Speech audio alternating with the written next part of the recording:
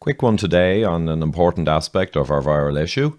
So the all-important all-cause mortality trends and prior respiratory season severity and how it links to the actual severity experienced during this issue. So we're going to be focusing on science and data, as usual, versus maybe bad science and superstitious thinking. So I'm going to show you now PLC has come out with a nice analysis from Max Planck Institute. And when we look at the USA, we see that 2019 and 2020 had very soft respiratory seasons. And then, of course, we get a spike. So these soft seasons would have built up susceptible people, sadly, and that accounts for possibly a lot of the severity of the spike. And what PLC has done has created a 52-week moving average, which makes it a lot clearer. So here we see the USA being below the mortality expected for 19 through to 20, and then there is, of course, a spike, and it kind of normalizes back to the normal level. And looking at European nations that were hard hit, we see Spain with a big dip here in expected mortality over the last year and a half, and then a spike. England and Wales, very noticeable dip below the expected mortality, and then a spike, a catch-up of sorts.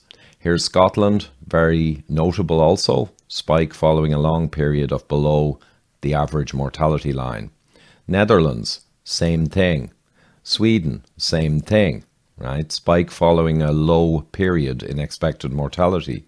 Italy, well, they mainly for nearly 3 seasons had a lack of normal respiratory spikes in mortality, and then a dip beforehand and a spike. France, similar as well, low for a long period and soft season, spike kind of corrects that.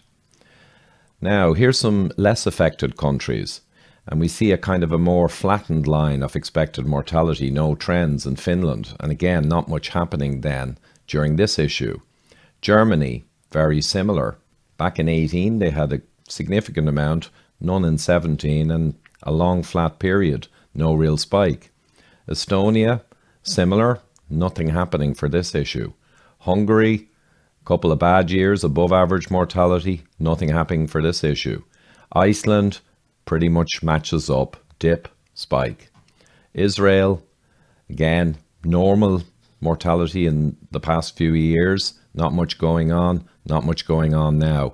Luxembourg, similarly, not so nice respiratory seasons back here, bit lower here, but on average, nothing really changing on the mortality curve.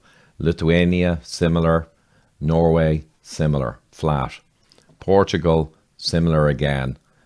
Not great back in 18, and then bit of a dip here, not much of a spike. Slovakia, similarly. Actually, they had a couple of bad seasons a couple of years ago, but now no mortality above expected.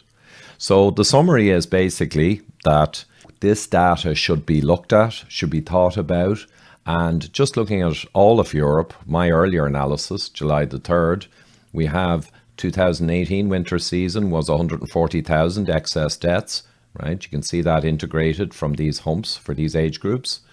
Then we have, for Europe overall, on average, a very long and surprisingly low season. 19 was soft, and then we have all through 19 and into March 20, no excess death at all. So again, a lot of susceptible people would have been building up in a sense, and all deaths are tragic, but we have to stay focused on data too and explain trends.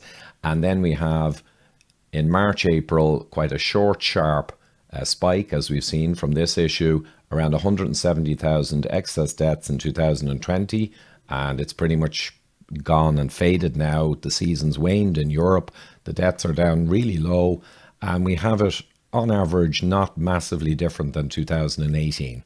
So keep focused on the data, people, and many factors here, but we need to be looking at all of them. Thank you.